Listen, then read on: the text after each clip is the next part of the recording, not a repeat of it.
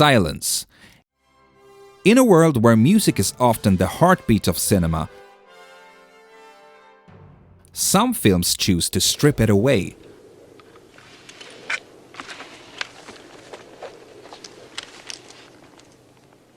But why? And what happens when filmmakers decide that the score is unnecessary? Today we're exploring the intriguing concept of the silent soundtrack. This video delves into films where music is noticeably absent, either entirely or in significant portions. Why do filmmakers make this choice, and how does it impact our viewing experience?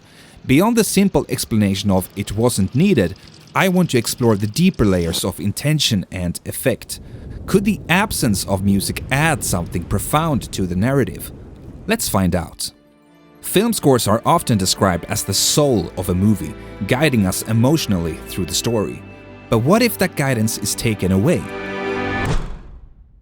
I've studied 3 successful films where the absence of music is a deliberate artistic choice. First, let's examine the Coen brothers' No Country for Old Men.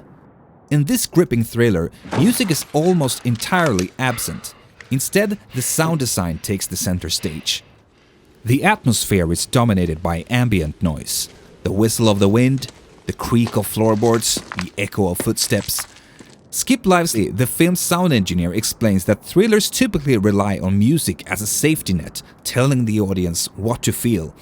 By removing that safety net, we make the film more unpredictable, more unsettling. Looking at, for example, the scene where Moss, shotgun at the ready, waits in his hotel room for Shiger to arrive, we notice that many of the narrative elements leading up to Shiger's entrance are conveyed through sound. We hear a faint muffled noise as Shiger's silenced weapon fires in the lobby downstairs.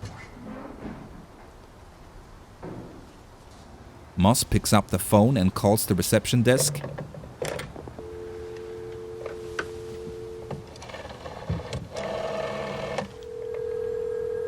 We hear the phone ringing in the reception area, but no one answers. From this, we, as the audience, along with Moss, can infer that probably the receptionist has been killed. We then hear footsteps outside the door,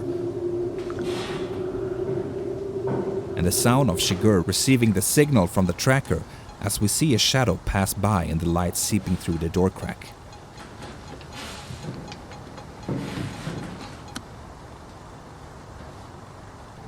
The footsteps continue, followed by a squeaking sound of something in the hallway. The light from the crack disappears, and from this we can assume that Shiger has unscrewed the hallway light. And after a few seconds of silence, Shiger shoots the lock off the door. These small details might have been lost if the scene had also been filled with dramatic, escalating music. Next, we'll look at Castaway by Robert Zemeckis. The film's composer, Alan Silvestri, chose to omit music during the main character Chuck Nolan's time on the island. Silvestri described this decision as essential to capturing the isolation and realism of Chuck's experience. Silvestri explained that music is often used indiscriminately in films. Sometimes people use music like ketchup or Parmesan cheese, put it on everything and it'll make everything better. He and Robert Zemeckis wanted to convey desolation and realism, which would have been compromised if the film had been turned into what Silvestri calls a glossy popcorn movie. In the same interview, Silvestri emphasizes the importance of carefully choosing where the music begins.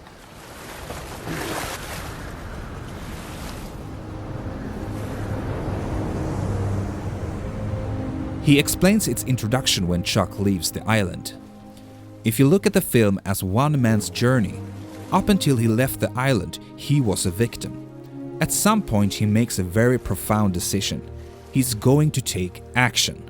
It's an enormous gamble. He might die. But he knows he'd rather die than live one more day as a prisoner. When he breaks over that last wave, he has freed himself from being a victim.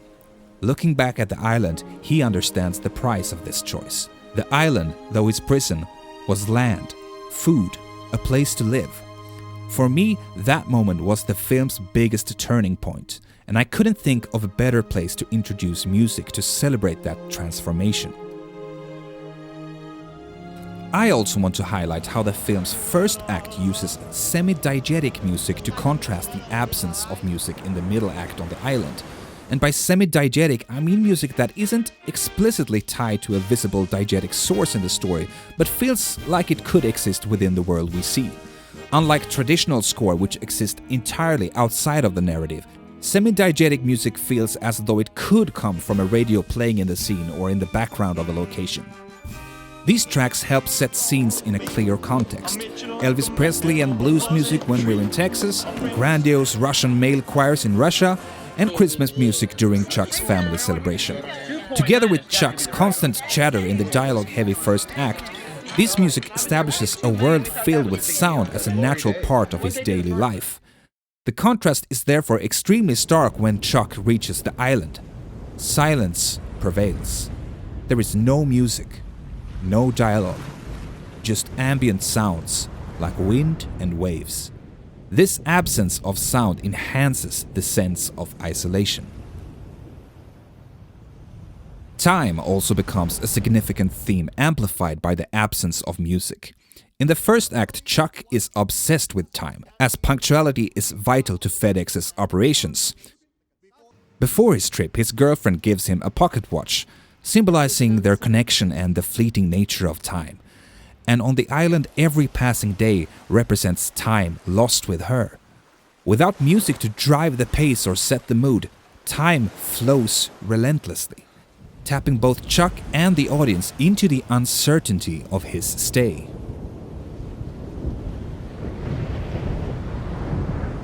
Finally, we turn to Alfred Hitchcock's The Birds. Unlike most of his other films, this one lacks a traditional score.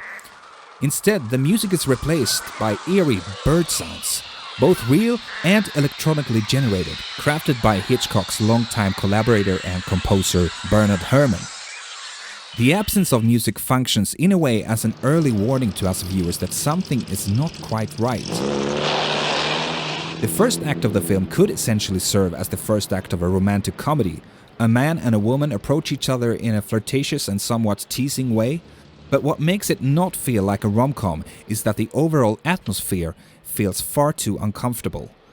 It's not at all as warm and cozy as you would expect from a romantic comedy, and this is probably largely due to the absence of music.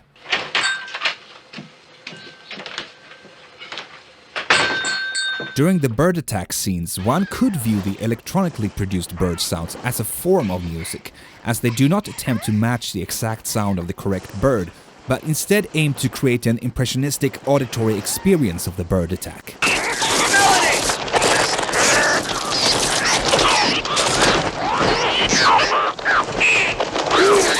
But does The Birds always succeed with its music-absent concept?